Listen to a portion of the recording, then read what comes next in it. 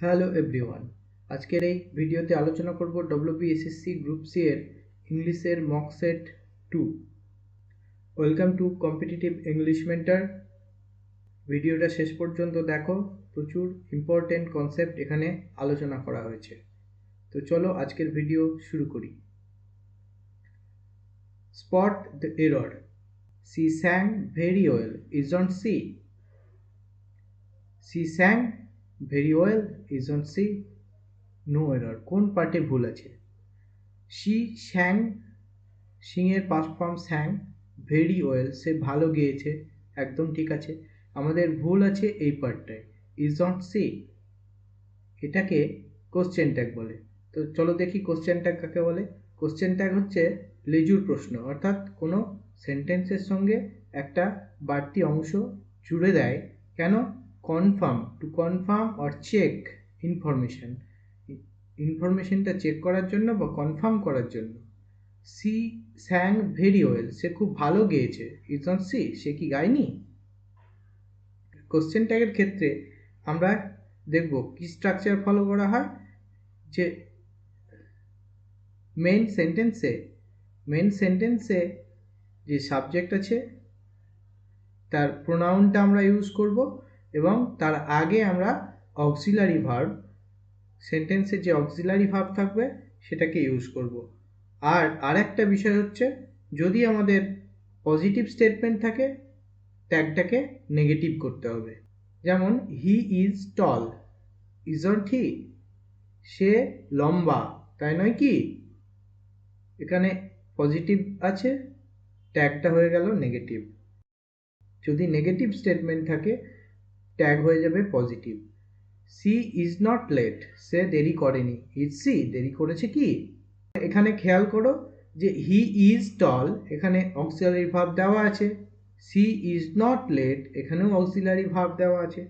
যদি অক্সিলারি না থাকে, যেমন ইউ লাইক টি, তুমি চা পছন্দ করো, তো আমরা প্রশ্ন করার সময় কি করি? যদি সেন্টেন্সে অক্সিলারি না থাকে তাহলে আমরা ডু দিয়ে প্রশ্ন করি, ডু ইউ লাইক টি, সেই রকম এখান থেকেও আমরা ডু নিয়ে প্রশ্ন করব, don't you, you like tea, তুমি চা পছন্দ করো, ডোন্ট ইউ, তুমি কি পছন্দ করো না? যদি এখানে থাকতো ইউ ডোন্ট লাইক টি, তাহলে হয়ে যেত কি ডু ইউ, তাহলে এখানে নট থাকলে পজিটিভ হয়ে যেত, এখানে পজিটিভ তো এখানে নেগেটিভ। পরেরটা দেখো, হি ওয়ার্কস হার্ড, সে কঠোর পরিশ্রম করে, ডাজন্ট হি, ওয়ার্কস আছে তাহলে আমরা এখানে কি পাবো? ডাজ পাবো, doesn't he, he doesn't work hard, তখন পেয়ে যাব ডাজ হি।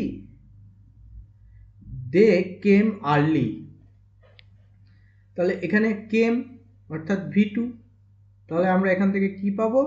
ডিড, ডিডন্ট দে, তারা কি করেনি? দে কেম আর্লি, তারা তাড়াতাড়ি চলে এসেছিল, ডিডন্ট দে, তারা কি আসেনি? তাহলে কোশ্চেন ট্যাগের ক্ষেত্রে কি মাথায় রাখবে? যদি স্টেটমেন্ট পজিটিভ থাকে ট্যাগ নেগেটিভ, স্টেটমেন্ট নেগেটিভ থাকে ট্যাগ পজিটিভ। তাহলে আমাদের এটার উত্তর কি হবে? সি স্যাং ভেরি ওয়েল, এখানে স্যাং মানে V2, আমরা কি দিয়ে প্রশ্ন করব? ডিড দিয়ে, ডিডন্ট সি, তাহলে এখানে হয়ে যাবে ডিডন্ট সি। চলে আসি 2 নম্বর প্রশ্নে। Choose the word nearest in meaning to meticulous, মেটিকুলাসের সিনোনিম জানতে চেয়েছে। কেয়ারলেস, কেয়ারলেস মানে অসাবধান, not paying attention. Thorough, thorough মানে কমপ্লিট অ্যান্ড ডিটেলড। স্পিডি হচ্ছে ডান কুইকলি অর ফাস্ট, দ্রুত কাজ। সুপারফিশিয়াল, সুপারফিশিয়াল মানে উপর উপর কাজ করা, উপর উপর। তাহলে তোমার যদি কাউকে কোনো কাজ দেওয়ার থাকে তুমি কাকে দেবে? কেয়ারলেস নেগেটিভ, থরো যে সব বুঝে শুনে থরলি কাজ করে, ভালো করে। স্পিডি খুব দ্রুত কাজ করে দেয়। সুপারফিশিয়াল উপর উপর কাজ করে। তাহলে দেখো আমরা এখানে পাচ্ছি কি 3টে নেগেটিভ ওয়ার্ড পাচ্ছি। আমরা মেটিকুলাস মানে জানি না, তবুও আমরা এই উত্তরটা করে আসতে পারবো। কিভাবে? যে আমরা 4টে অপশন থেকে অড ওয়ানটা যদি বেছে নিতে পারি, তখন দেখবে সেটাই উত্তর হয়ে যায় বেশিরভাগ ক্ষেত্রে। তো মেটিকুলাস মানে কি? মেটিকুলাস হচ্ছে ভেরি কেয়ারফুল অ্যান্ড প্রিসাইজ, অতি সতর্ক এবং খুঁতখুঁতে, কাজটা খুঁতখুঁতেভাবে ভালো করে দেখে শুনে নিয়ে তারপরে। তো মেটিকুলাস একটা positive word, thorough positive word, careless speedy superficial negative. Choose the opposite of benevolent. বেনিভোলেন্টের অপোজিট চেয়েছে। Malevolent, tolerant, kind, merciful. Malevolent হচ্ছে যে তোমার ক্ষতি চায়, মানুষের ক্ষতি করার চেষ্টা করে, having or showing ill will, wishing harm, অমঙ্গলকারী বা কু ইচ্ছাপূর্ণ। টলারেন্ট মানে যে সহনশীল, সহ্য করে নেয় সব কিছু। কাইন্ড মানে দয়ালু, জেন্টিল, কেয়ারিং, হেল্পফুল। মার্সিফুল হচ্ছে শোয়িং কম্প্যাশন আর ফরগিভনেস, ক্ষমাশীল। বেনিভোলেন্ট মানে কি? বেনিভোলেন্ট মানে কাইন্ড অ্যান্ড হেল্পফুল, দয়ালু, পরোপকারী লোক। তাহলে তার অপোজিট হয়ে যাবে ম্যালভোলেন্ট। মনে রাখবে সবসময় এই বেন কথাটা থাকলে সেটা গুড, আর ম্যালটা হচ্ছে, যেমন ধরো বেনেডিকশন, বেনিফিশিয়াল, বেনিফ্যাক্টর, এগুলোর মধ্যে সমস্ত কিছু ভালো। বেনিডিকশন মানে আশীর্বাদ। ম্যালনিউট্রিশন, ম্যালফাংশন, ম্যালাসিয়াস, এগুলো সব ব্যাড বোঝায়। বেন মানে হলো গুড, আর ম্যাল মানে bad. 4 number, choose the word that best fits with the sentence. If he dash earlier, he would not have missed the train. সে যদি আগে বাড়ি থেকে বেরোতো, he would not have missed the train, say train miss করতো না। তো কোনটা বলবে? if he left earlier, if he has left earlier, কোনটা বসবে? দেখো, এটা হচ্ছে third conditional tense. Third conditional মানে কি? পাস্ট আনরিয়াল কন্ডিশন, মানে অতীতের আনরিয়াল, যেটা কখনো ঘটেনি। যেমন ধরো, আমি যদি দৌড়াতাম, আমি রোগা হতাম। আমি দৌড়াইও নি এবং রোগাও হইনি, কোনোটাই ঘটেনি। এটাই হচ্ছে পাস্ট আনরিয়াল, থার্ড কন্ডিশনাল বলা হয়। থার্ড কন্ডিশনাল মানে গঠনের দিক থেকে zero conditional, first conditional, second conditional, third conditional, এইভাবে কিছু শর্ত সাপেক্ষ প্রশ্নগুলোকে এইভাবে স্ট্রাকচার করা হয়েছে। তো এই থার্ড কন্ডিশনালের স্ট্রাকচার কি? যে কোনো কন্ডিশনাল সেন্টেন্সে দুটো ক্লজ থাকে। একটা হচ্ছে ইফ ক্লজ, এখানে আছে if he dash earlier, he would not have missed the train. এইটা হচ্ছে মেন ক্লজ। দুটো ক্লজ, একটা যার সঙ্গে ইফ লেগে থাকে সে হচ্ছে ইফ ক্লজ, আর বাকিটা হচ্ছে মেন ক্লজ। তাহলে ইফ ক্লজ থার্ড কন্ডিশনালের ক্ষেত্রে পাস্ট পারফেক্টে হবে হ্যাড, তার সঙ্গে ভি3, আর মেন ক্লজ হবে উড হ্যাভ, তার সঙ্গে ভি3। তাহলে স্ট্রাকচারটা কি দাঁড়ালো? ইফ, তারপরে past perfect, would have, past participle. তাহলে আমাদের আনসার কি করতে হবে? পাস্ট পারফেক্ট করতে হবে, তাই তো? একটা সেন্টেন্স দেখে নাও। If I had studied harder, I would have passed the exam. আমি যদি কঠোর পড়াশোনা করতাম, I would have passed the exam, আমি পরীক্ষাটা পাস করে যেতাম। If he had left earlier, সে যদি বাড়ি থেকে আগে বেরোতো, he would not have missed the train, সে ট্রেনটা মিস করতো না। চলে আসি পরের প্রশ্ন। Fill in the blank. He was accused as cheating in the examination. তাকে কিসের অ্যাকিউজ করা হয়েছে? পরীক্ষায় চিটিং করার জন্য। কি কি অপশন আছে? For, accused for cheating in the examination, accused with, accused about, accused of. হ্যাঁ, অ্যাকিউজডের সঙ্গে সবসময় অফ বসাবে। এরকম কিছু অফ দিয়ে ওয়ার্ডস আছে যেগুলো আমি দিয়েছি। Tired of, fond of, aware of, সচেতন থাকা। অ্যাসেমড অফ, লজ্জিত। রবড অফ, সব কিছু ছিনিয়ে নিয়েছে। I am robbed of my belongings, আমার সমস্ত কিছু নিয়ে চলে গেছে। ডিপ্রাইভড অফ, বঞ্চিত হওয়া। অ্যাফ্রেড অফ, ভয় পাওয়া। Are you afraid of English, তুমি কি ইংরেজি থেকে ভয় পাও? Consist of, jealous of, guilty of, composed of, convicted of. Find the correctly spelled word. Achievement, accommodate, harassment, embarrass. তো কোনটা ভুল আছে গেস করার চেষ্টা করো। তখন চলো দেখি অ্যাচিভমেন্ট বানানটা কি আছে। অ্যাচিভমেন্ট বানানে আগে আই পরে ই হবে। জেনারেল রুল হচ্ছে I before E, I before E except C. C বাদে অন্য ক্ষেত্রে জেনারেলি ই এর আগে আই বসে। সি এর সঙ্গে আগে যেমন রিসিভ, ডিসিভ, এই বানানগুলোতে আগে ই পরে আয়। সি এর ক্ষেত্রে আগে ই পরে আয়, বাকি সব ক্ষেত্রে ই তারপরে আয়। এটা জেনারেল রুল, এক্সেপশন অনেক আছে। তারপরটা অ্যাকোমোডেট। অ্যাকোমোডেট মানে হচ্ছে জায়গার ব্যবস্থা করা। I can accommodate 10 people in my house. আমার বাড়িতে 10 জনের থাকার ব্যবস্থা করতে পারি, থাকার ব্যবস্থা করা। তো অ্যাকোমোডেটটা এমন একটা যে ও নিজেই থাকার ব্যবস্থা করে। তো থাকার ব্যবস্থা করার জন্য ও ডবল সি এবং ডবল এম সবারই ব্যবস্থা করে দিতে পারে। মনে রাখবে accommodate can accommodate double C double M.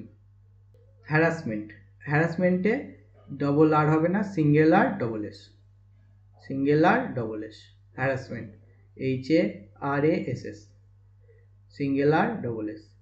Embarrass, এম্বারাসে ডবল আর ডবল এস, এম্বারাসে double R double S.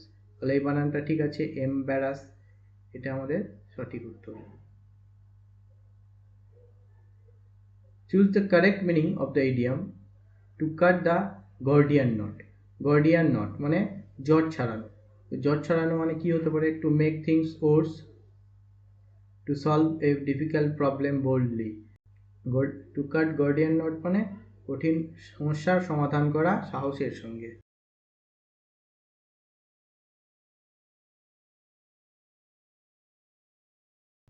Change the voice. Had they completed the work before sunset. তারা কি সূর্য অস্তের আগে কাজটা কমপ্লিট করেছিল? প্রশ্নবোধক বাক্য থাকলে আমরা কি করব? প্রথমে এটাকে অ্যাসার্টিভ করে নেব। কি করতে হবে? সাবজেক্টের আগে যে অক্সিলারি ভার্বটা আছে সেটাকে সাবজেক্টের পরে নিয়ে যেতে হবে, সিম্পল। তো তাই করলাম। They had completed the work before sunset. এবার এটার ভয়েস চেঞ্জ করব। এটার ভয়েস চেঞ্জ করলে কি হবে? দ্য ওয়ার্ক অবজেক্টটা সাবজেক্ট হয়ে গেল, আর এটা হচ্ছে past perfect tense, had completed past পারফেক্টটা হয়ে গেল। তো এটার ক্ষেত্রে কি করতে হয়? শুধু একটা বিন লাগাতে হয়, খুব সোজা।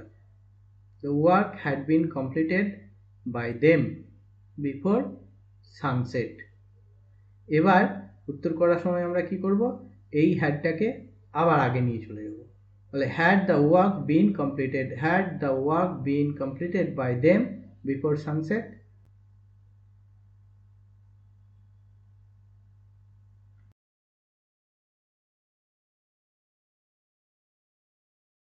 ওপেন জায়গা আর পাবলিক প্লেসে যাওয়ার ভয়কে অ্যাগোরাফোবিয়া বলে। ফিয়ার অফ স্পাইডারকে কি বলে? Arachnophobia, agoraphobia. Fear of closed rooms, এটা হচ্ছে ক্লোস্ট্রোফোবিয়া। ফিয়ার অফ ডার্কনেস, এটা হচ্ছে নিকটোফোবিয়া। 10 নম্বরে চলে যায়। Identify the clause type. I know that he is honest. Noun clause, adjective clause, adverb clause না main clause?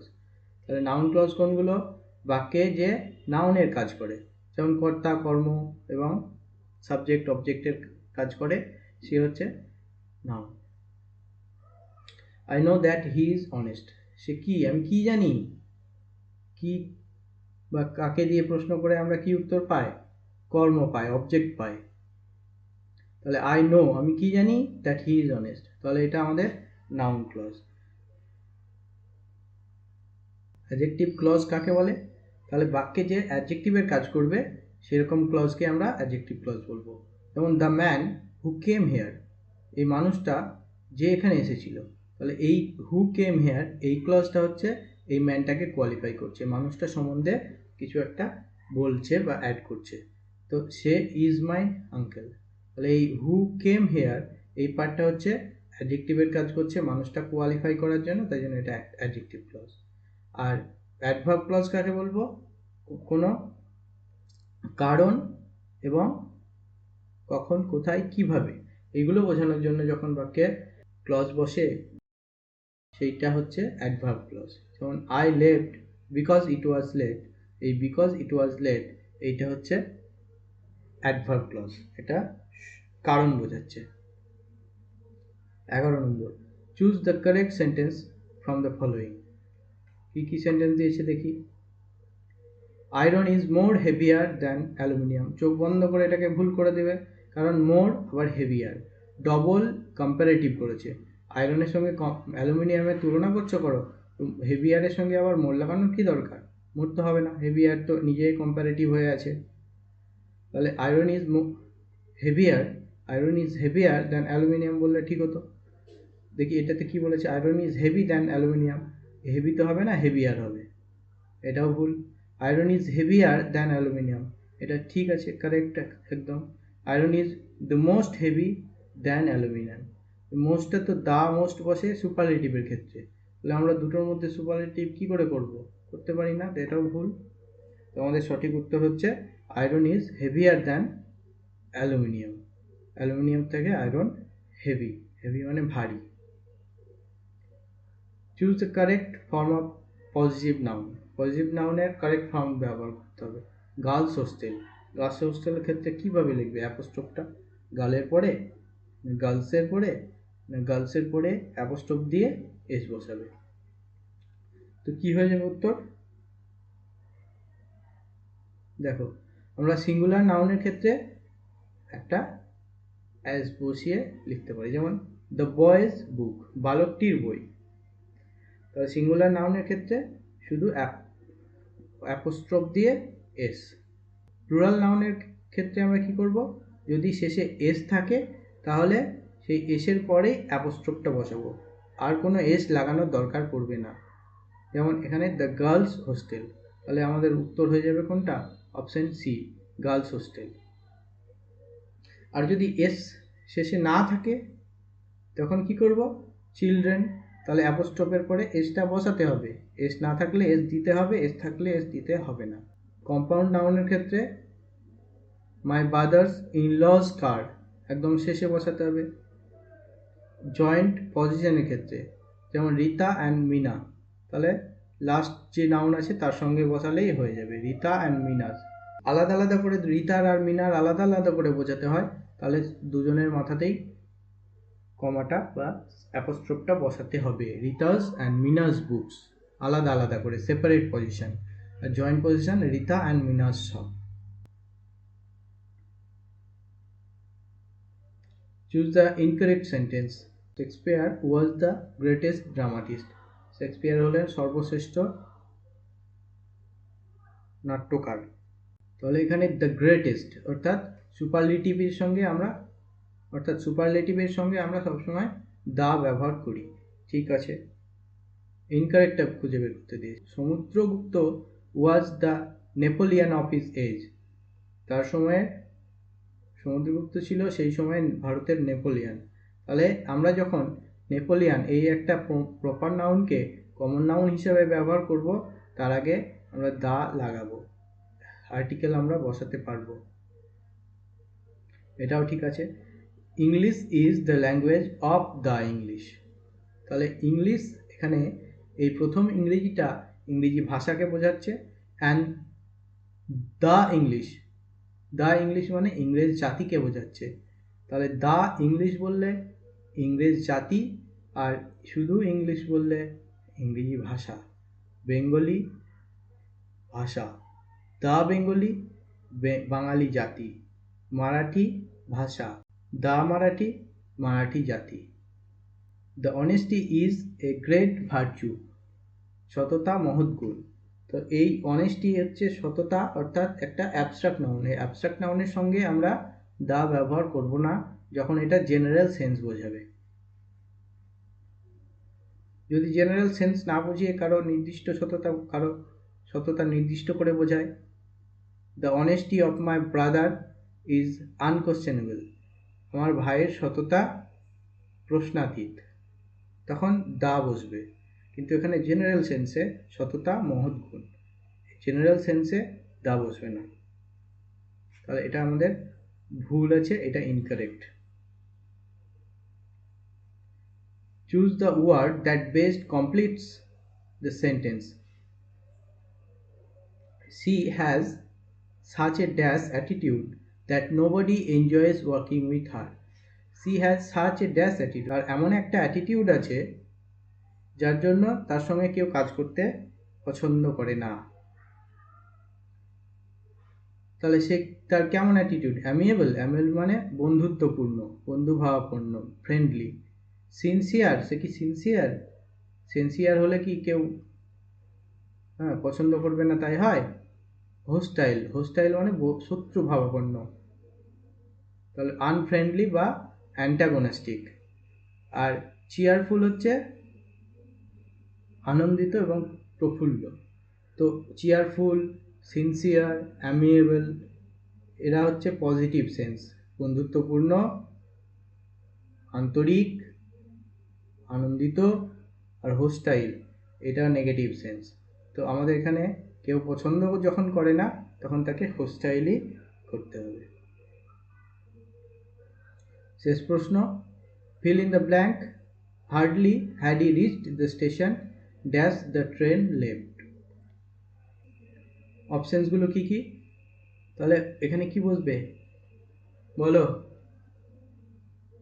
Hardly had he reached the station, then the train left, then the train left, when the train left, thereafter the train left. কি হবে? Hardly থাকলেই সঙ্গে সঙ্গে খুঁজে বের করবে কাকে? হোয়েনকে। Okay, hardly had he reached the station when the train left. সে সবেমাত্র স্টেশনে পৌঁছেছে, সঙ্গে সঙ্গেই ট্রেন ছেড়ে দিয়েছে। তাহলে ট্রেন পেয়েছে না পায়নি? ট্রেন তো পেয়েছে, সঙ্গে সঙ্গেই ছেড়ে দিয়েছে, দৌড়ে চেপে গেছে বোধহয়। তো হার্ডলির সঙ্গে শুধু হোয়েন বসালেই হবে না, আরও কিছু খেয়াল রাখতে হবে।